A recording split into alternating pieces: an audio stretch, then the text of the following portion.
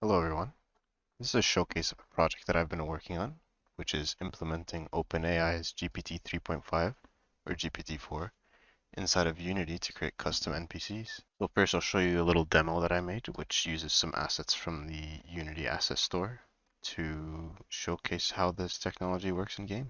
So when you first get into the game, you can see that there's these little blue cylinders around the map, and these are the chatbots that you can talk to. So we'll go ahead and talk to this guy.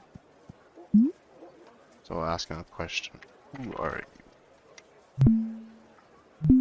And after a short time, you can see this guy responds. So I am the rock for the guard of Bunzel in Bunzeltown. My name is confidential as per the orders of my headmasters. How may I assist you? So we'll say, what is the rock of Bunzel? The Rock of Bunzel is an ancient arrangement of rocks that has existed since the dawn of Bunzeltown. Its purpose and significance are unknown, but is believed to hold a great importance to the history and culture of our town. As a guard, my duty is to protect the rock and ensure its safety. Do you have any other questions? So this response was auto-generated by GPT. So I didn't actually type this out. I gave this bot a prompt, which is what this guy actually does. So he's the guard for the Rock of Bunzel, and I gave him what the Rock of Bunzel actually is, and he responded just like a normal human would. And this is going to be a consistent theme with all the other bots around, so we'll go and we'll try another one. We'll talk to this guy over here.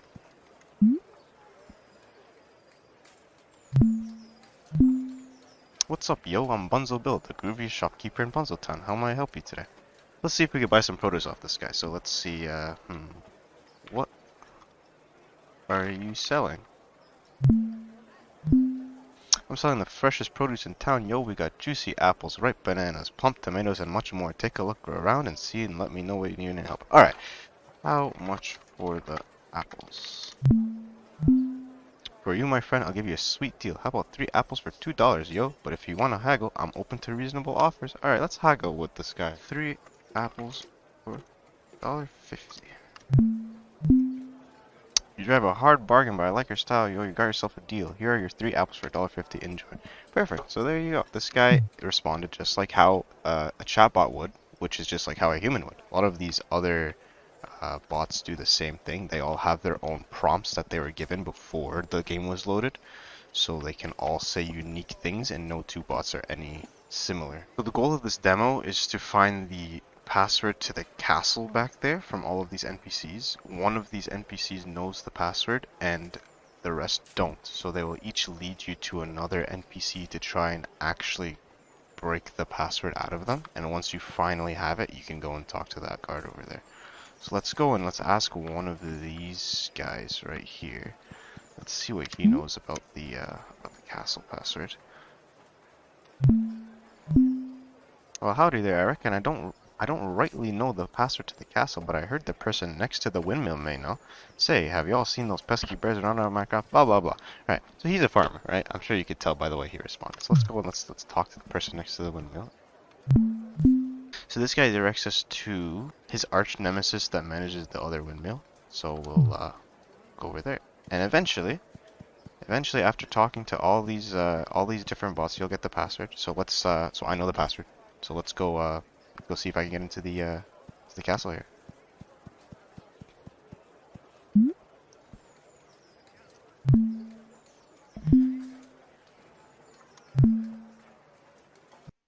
Alright, so we're in the castle. So this is the end of the demo. So as you can see, once the bot responded, we were let into the castle. So this is something that we can do by running whatever code we would like to after a bot responds a certain way.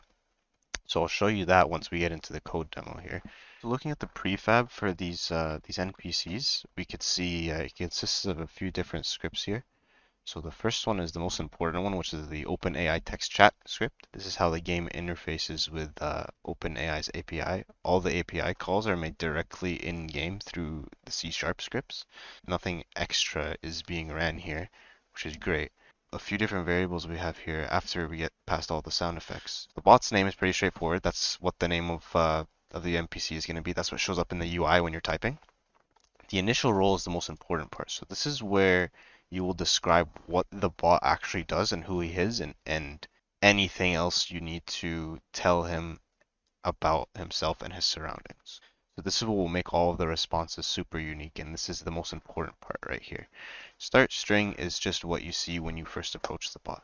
So let's look at a bot for example. Let's look at Bunzel Bill. This is our produce guy, and we'll see what prompt I gave him. So it's a pretty long prompt, but it's very, very, very detailed, and it tells it exactly what he is, what his name is, how he can accept bartering, how his responses will sound, and how he'll end all of his sentences, exactly what he will say when he gets asked for the castle password, which is how I get all these NPCs to string together a little story here.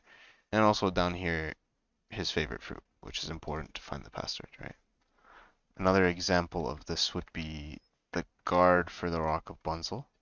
This is very similar as well. It's a very detailed description of exactly what who he is and what the Rock of Bunzel is, how he doesn't have a name, and what will happen if he gets asked for the password. This guy, for example, is the guy that just always sleeps, and he won't say anything other than just sleeps and shivers. So these bots can be customized however you like. They don't need to be cylinders. They can have whatever body or whatever other children game objects down here as well. The bot idle script focuses on what will happen when the bot's not talking. So this is just some extra code to aid with stuff like approaching the bot and starting up the conversation. Bot keyword listener is a very important script.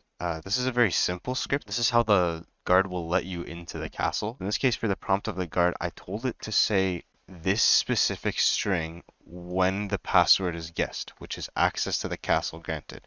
The bot keyword listener listens for a specific keyword that the bot will say, and once that bot says that word, any amount of code that you'd like can be ran. So in this case, it just loads the next scene, but you can do whatever you like in here, and you could even have like animations like the castle door opening. You could have a whole nother scene inside the castle. You can do whatever you like, but I kept it very simple for the case of this demo. Each of these bots also has a camera that gets switched to when the conversation is started, so it just gives you another perspective. The code for this isn't too crazy. I'm not going to go super in depth because there's a lot of Unity specific stuff like setting up the cameras and the sound effects and everything. Down here, the get response function is where everything happens for the OpenAI API. So down here is where you can see the chat request gets sent to the OpenAI API, and there's different parameters like what model you can use. In this case, we're just using GPT Turbo. The temperature is how creative the responses are, so how far away they will go from the initial role that I gave it. A low temperature is very important so that it doesn't go off and start talking about other things. Max tokens right here is just basically the max length of the response, and it's important to keep this short so that the responses aren't too they don't take too long or they don't use too much of your credits, your OpenAI credits. So a list of messages called messages gets updated every time a user sends a message or the user receives a message from the chatbot. And this is what gets sent to OpenAI every time the function gets ran when the button is clicked or when enter is clicked. This is just like how any other OpenAI app gets made. It's just all in Unity now.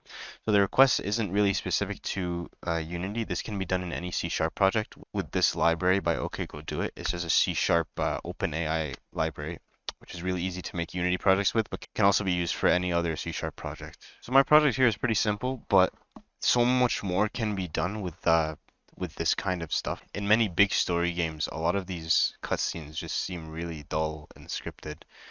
If AI gets implemented into these games, a lot more can be done out of it, especially if there are preset chat buttons instead of a text box like how I have here, which will guide the user towards a more linear path for the chat, which will be better for gameplay. Another use case I thought of this will be having an in-game Wikipedia character which will know everything about the game, and you can just ask them any question you have about the game rather than having to look through a huge Wikipedia article about it. So much more can be done with this. You can even add animations to these bots. You can make them move around. You can make them do things. You can make them attack you and all this stuff. But as of right now, GPT is still pretty slow, although it is quick for what it is. For games, it's not ideal having to wait for a chat response. The repo for this project is fully public, and anyone can look at it and read through the code and see how it's done, or build it yourself with the build instructions. But yeah, that's about it for today.